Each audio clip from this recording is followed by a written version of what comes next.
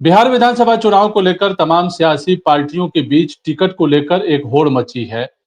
सब पार्टियां कहीं न कहीं अपने वोट बैंक को देख रही है। उसी में सूबे का 18% अक़लियती समाज और उस 18% अक़लियती समाज में एक बड़ी आबादी पसमानदा मुस्लिम समाज की है।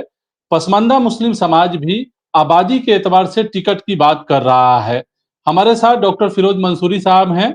डॉक्टर फिरोज मंसूरी साहब पसमानदा मुस्लिम समाज के राष्ट्रीय संयोजक हैं। सबसे पहले आपका स्वागत है, खैर मकदम है हमारे इस प्रोग्राम में। पहला सवाल डॉक्टर फिरोज साहब, क्या आप लोग पहले से ये मांग करते रहे हैं कि आबादी के एतबार से हिस्सेदारी मिलनी चाहिए टिकट में ख़ास तौर से? इसको लेकर कई सारे सवाल जो है आप लोग पहले से उठाते रहे हैं। अब जबकि वो वक़्त आ गया है और हर पार्टियों में टिकट को लेकर एक होड़ देखने को मिल रही है। क्या कहना है आपका? सबसे पहले महफूज़ साहब सहाफ़त मीडिया को मैं बहुत-बहुत शुक्रिया अदा करता हूँ और उनके दर्शकों को, उनके व्यूअर को मैं बहुत ही शुक्रिया अदा करूँगा और जय हिंद, जय बिहार कहूँगा। बिहार विधानसभा चुनाव का बिगुल फूँक चुका है और हम लोग डेमोक्रेसी के इस महापर्व में शामिल हो चुके हैं। मैं सभी को बधाई दूँगा और मैं सबको शामिल होने के लिए कहूँगा। सबसे पहले तो मैं अपील करूँगा कि सभी लोग बढ़-चढ़ कर मतदान करें, बढ़-चढ़ कर आगे बढ़ें और इस महापर्व में जो हमारी डेमोक्रेसी की बुनियाद है, इसमें हम लोग जम के जो है भाग लें और पूरा जो हक-हकूक है, जो अधिकार है, उसको लेके हम लोग बढ़ें। और ख़ास तौर पे संविधान की ही ये हमारी ताकत है कि हमारा अंतिम पायदान का व्यक्ति भी विधानसभा और विधान परिषद जाने की बात करता है और वो जाता है। अब तक की ये परंपरा रही है। लेकिन अफ़सोस इस बात का है कि इन तमाम सवालों के बीच में भी आज भी भारत का और ख़ास करके बिहार का शोषित वंचित पसमानदा मुसलमान उस हिसाब से डेमोक्रेसी का राइट को और उस तरह से उनको वो नहीं अपना पा रहे हैं या कहीं न कहीं लैक ऑफ कुछ कम्युनिकेशन है या लैक ऑफ पार्टियों की तंग नज़री कहा जाए या है तो कि उस तरह से पसमानदा मुस्लिम समाज के आप राष्ट्रीय संयोजक हैं और काफ़ी पहले से इस सवाल को लेकर जो है आप ने कई बार जो है इस सवाल को रखा, इस सवाल को लेकर आप आगे बढ़ते रहे हैं कि पसमानदा जो समाज है, ख़ास तौर से अक़लियती आबादी का, उसको आबादी के एतबार से सियासत में हिस्सेदारी नहीं मिलती है। ये सब सवाल जो है आप उठाते रहे हैं और आप ये भी बिल्कुल। कहते रहे हैं कि पॉलिटिकल रिप्रेजेंटेशन नहीं मिलने से कहीं न कहीं समाज की जो मुश्किल है, वो हल नहीं हो पाती है। जो बुनियादी सवाल है, वो बना का बना रह जाता है। तो इस बार के चुनाव को लेकर आप लोग क्या देख रहे हैं? निश्चित तौर पे आप बिल्कुल सही कह रहे हैं और बगैर सियासत में भाग लिए, बगैर डेमोक्रेटिक अपना जो हमारा जो रिप्रेजेंटेशन है, जब तक हम वो भाग नहीं लेंगे, हमारी समस्याओं का समाधान नहीं होगा और ये तो हम क्या मान के माँग चलते क्या हैं। है? माँग क्या है? सियासी देखिए, निश्चित पार्टियों तौर से पे माँग हमारा आप मांग लोगों जो की क्या है? देखिए, हमारी मांग ये है कि सबसे पहले जो हमारे आबादी के तनासुब से जो रिप्रेजेंटेशन है, मैं विभिन्न राजनीतिक दलों को देखता हूँ कि हमारे जितने भी भाई हैं, जितने भी हमारे नागरिक हैं, उनको उनकी आबादी के हिसाब से रिप्रेजेंटेशन मिलता है। एससी को, एसटी को, ओबीसी को, ईबीसी को। लेकिन यहाँ एक अफ़सोसनाक स्थिति है कि बिहार में 112 जाति अति पिछड़ा मुस्लिम है और उसमें 27 जाति अति पिछड़ा समाज में 27 जाति वो बैकवर्ड अति पिछड़ा मुसलमान है और 6 जाति बैकवर्ड है, ओबीसी में आते हैं और 4 जाति जो है 3 जाति हमारा वो जनरल में आते हैं, जनरल मुसलमान है, शेख सैयद पठान। आप बताइए 18% हमारी आबादी और अकेले हम 11% हैं। 18% में 11% एक्सट्रीमली बैकवर्ड क्लास हैं और उसके बाद और उसकी उस आबादी के हिसाब से नहीं होती है। वो तो उस रिप्रेजेंटेशन नहीं होता। 11% विधानसभा में अभी आप 19 पिछले बार जो देखिएगा 2020 में जो हमारे 19 विधायक जीत के गए, हालाँकि हमारी किसी भी सूरत में 45 से नीचे नहीं होनी चाहिए थी आबादी के तनासुब से। वो हमारा जो 243 विधानसभा में लगभग हम 175 विधानसभा में प्रभावी भूमिका निभाते हैं और बाकी में हम हमारी जो स्थिति है, वो जीत-हार वाली स्थिति होती है। लेकिन इसके बावजूद भी हमारा रिप्रेजेंटेशन 19 से 45 नहीं हो सका और उसमें भी आप 19 में भी आप देखेंगे तो आपको जानकर आश्चर्य लगेगा कि 18% में जो अकेले 11 से 12% जो अति पिछड़ा मुस्लिम है, पसमानदा अरज़ाल मुसलमान है, उसका रिप्रेजेंटेशन में मुश्किल से 2 है।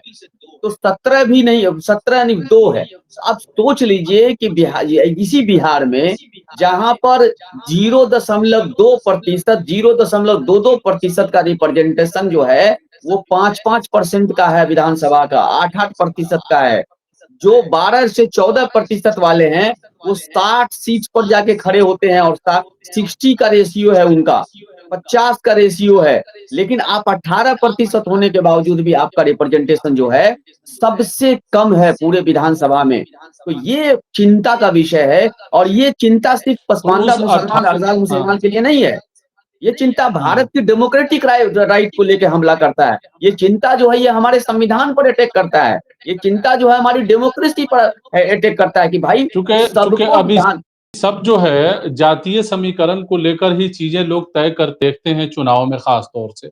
आप देख ही रहे हैं, तो जो पॉलिटिकल पार्टियाँ हैं, चाहे वो एलजेपी है या आरजेडी है या जीतन राम मांझी की पार्टी है या जेडीयू खुद है, सभी पार्टियों में, कांग्रेस में भी, बीजेपी में भी, सभी पार्टियों में कहीं न कहीं जातीय समीकरण को देखा जाता है। उस हिसाब से जो है टिकट में भागीदारी दी जाती है या उम्मीदवारों का सिलेक्शन होता है। अक़लियती आबादी को लेकर जो है बहस एक है कि अक़लियती आबादी का जो वोट बैंक है या वोट बैंक के तौर पर जो है अक़लियती आबादी को सिर्फ़ देखा जाता है।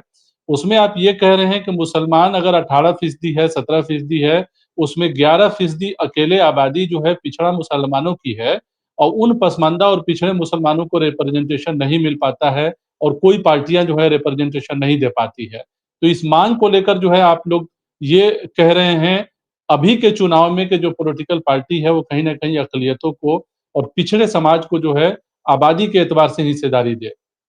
देखिए महफूज़ साहब, मैं दो तरह की माँग कर रहा हूँ। एक तो मैं ये माँग कर रहा हूँ कि आपका जो ट्रेंड है टिकट देने का, उसमें आप चेंजेज़ लाएँ। दूसरा ये है कि आप राजनीति को 1990 के आधार पे ना तोलें। आप राजनीति को 2005 के आधार पर ना तोलें।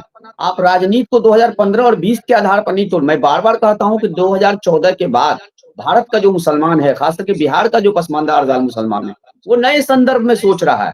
वो नए तरीके से सोच रहा है। वो उनके लिए घिसे-पिटे जो मुद्दे हुआ करते थे, वो अब उनके मुद्दे नहीं रहे। अब उनके मुद्दे डेवलपमेंट हैं, उनके मुद्दे बेरोज़गारी है, उनके मुद्दे जो हैं वो अशिक्षा है, उनके मुद्दे जो हैं वो पलायन है।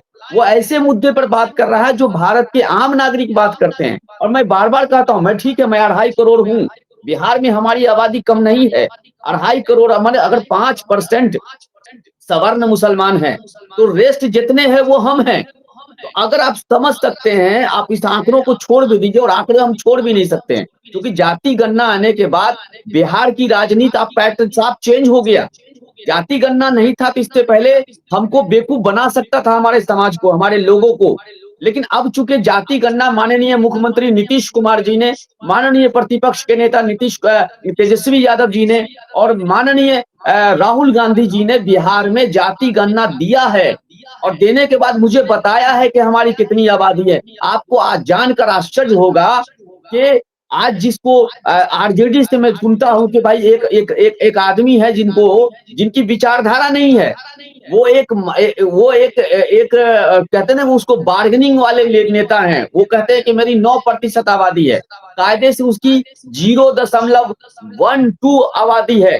बनपर जाति के वो आते हैं, और 1% भी नहीं है बनपर जाति। उसके बाद भी राष्ट्रीय जनता दल में वो 20 सीट 30 सीट की बार्गेनिंग कर रहा है, और उसके बाद वो डिप्टी सीएम मांग रहा है।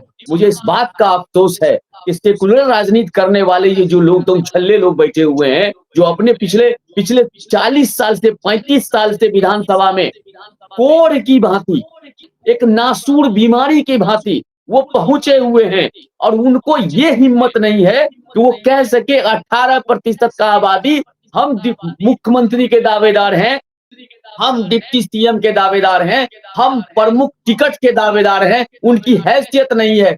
वो कहीं न कहीं टिकट में भागीदारी से महरूम रह जाता है। महफूज़ साहब, सिर्फ तल्ख़ सच्चाई है, और मुझे अफ़सोस कहना पड़ता है, मैं कहना नहीं चाहता हूँ।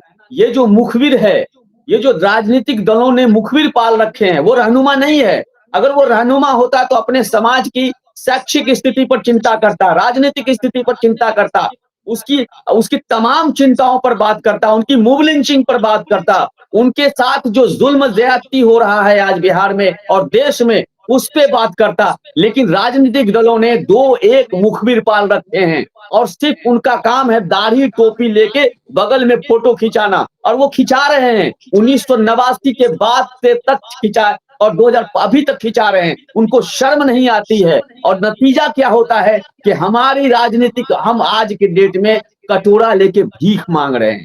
आखिर में एक सवाल कि ऐसे सिचुएशन में जिन बातों का ज़िक्र आपने किया, जो डिमांड आपने किया, क्या स्ट्रैटेजी रहेगी और किस हिसाब से जो है आप लोग चीज़ों को देख रहे हैं कि राजनीतिक पार्टियाँ जो है पसमानदा मुस्लिम समाज के साथ करेगी? चूँकि जो डिमांड लेकर आप लोग चल रहे हैं, ऐसा नहीं लग रहा है कि आप लोगों के डिमांड पर जो है कोई पहल करने जा रहा है। बात जो है मजमूई एतबार से नहीं, 18% नहीं, या नहीं म 17% महफूज़ साहब नहीं, अक़लियती मैं आबादी की नाउम्मीद होती है, लेकिन सवाल जो है कहीं न कहीं पीछे छूट जाता है। नहीं, बिल्कुल आप सही कह रहे हैं, लेकिन मैं नाउम्मीद नहीं हूँ, हमारे लोग नाउम्मीद नहीं है। 2005 के बाद का जो जनरेशन है, मैं 89 से पहले वाले जनरेशन को नहीं दोष देता हूँ, उनकी क्या परिस्थिति रही। गुलामी अगर उनके लिए फ़र्ज़ है, तो उन पे समझिए मुसल्लत है और ज़ुल्म-ज़्यादती भी मुसल्लत है। उनके बाद की स्थिति मैं बता रहा हूँ, 2005 के बाद जो नई पीढ़ी है, नए सोच के लोग हैं, वो डेवलपमेंट की तरफ चले गए हैं। वो किसी तकिया कलाम में नहीं, वो किसी उन्होंने ये ठान नहीं लिया है कि मुझे एक पार्टी को ही हरानी है। मैं बार-बार कहता हूँ, मैं आज भी कहता हूँ, वो तमाम दलों के लिए हम लोग के दरवाजे खुले हुए हैं। आज जिनको प्रधानमंत्री, जिनको मुख्यमंत्री, जिनको प्रतिपक्ष का नेता बनना है, जिनको डिप्टी सीएम बनना है, जिनको बिहार में सबसे बड़े दल के रूप में उभरना है, तो आप पसमानदा अज़ाल मुसलमानों से आके बात कीजिए। मैं खुलेआम कहता हूँ, हमारे लिए कोई दल बैरियर नहीं है, कोई दल से हमारा नफ़रत नहीं है। आप हमारे जनसंख्या के अनुपात में हिस्सेदारी दीजिए और हमारा एजेंडा वही है जो बिहार के आम नागरिक का है। मुझे अलग से कुछ नहीं चाहिए, बहुत कहेंगे हमारे शुक्रिया लोग। फ़िरोज़ साहब। बहुत-बहुत शुक्रिया बहुत आपको शुक्रिया महफूज़ फ़िरोज़ साहब कि साहब आपने आपसे मुझे बात मौका करने दिया। का। तो ये थे पसमानदा मुस्लिम समाज के राष्ट्रीय संयोजक फ़िरोज़ मंसूरी साहब, जिनका कहना है कि आबादी के एतबार से कहीं न कहीं राजनीतिक भागीदारी मिलनी चाहिए और हर पार्टियों से ये अपील कर रहे हैं, पसमानदा मुस्लिम समाज को हिस्सेदारी देती है, कहीं न कहीं उनकी हिमायत जो है पसमानदा मुस्लिम समाज उनके साथ कहीं न कहीं खड़ा रहेगा। बहरहाल इस प्रोग्राम में इतना ही, हमें दीजिए इजाज़त, शुक्रिया।